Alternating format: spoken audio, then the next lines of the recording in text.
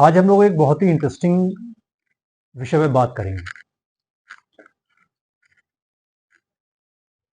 आज के इस दौर में हम रिश्ते, संबंध बहुत जल्दी जल्दी बनाते भी हैं और वो उतनी ही जल्दी जल्दी कई बार छूट भी जाते हैं। ये वास्तव में एक बहुत ही गंभीर समस्या भी कहूँगा इसको मैं, और एक विचारणीय प्रश्न है हम सबका खुद से। उसका कारण ये है कि रिश्तों का इतनी जल्दी जल्दी बनना, संबंधों का बनना और उनको उतनी जल्दी छोड़ देना कहाँ तक उचित है। तो मैं समझता हूँ इसका एक कारण है इंसान के अंदर का ठहराव। किसी भी इंसान के अंदर ठहराव होना बहुत जरूरी है। उसका कारण क्या है ये मैं आपको बताता हूँ।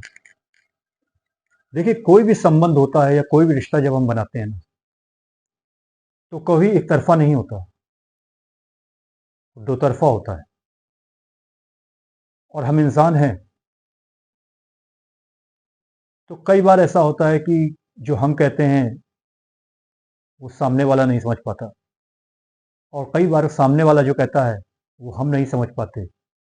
और इस समझने ना समझने में हम कई बार जल्दी अपनी प्रतिक्रिया रख देते हैं, क्योंकि ठहराव नहीं है ना। ठहराव इसलिए जरूरी है कि जब हम कोई संबंध बनाते हैं, कोई रिलेशन बनाते हैं, किसी से जुड़ते हैं इमोशनली, किसी फीलिंग के साथ,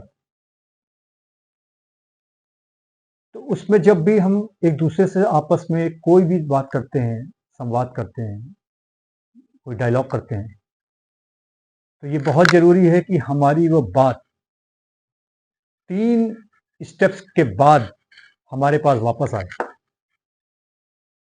तो यहां दोनों के अंदर ठहराव बहुत जरूरी है। जिसने कहा उसको जवाब सुनने के लिए ठहराव चाहिए, और जिसको जवाब देना है उससे पहले उसको इन 3 स्टेप के लिए ठहराव चाहिए। आज मैं आपको वो 3 स्टेप बताता हूं जो जीवन के लिए बहुत जरूरी है। पहला, शांति से सुनिए,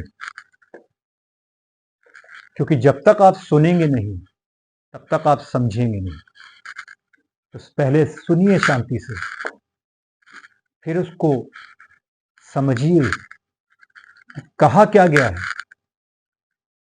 जब आप दूसरा स्टेप भी पूरा कर लेंगे समझने का, तब आप तीसरे स्टेप पे जाइए, तब आप उसको जवाब दीजिए उसकी बात का जो उसने आपसे बोली या पूछी।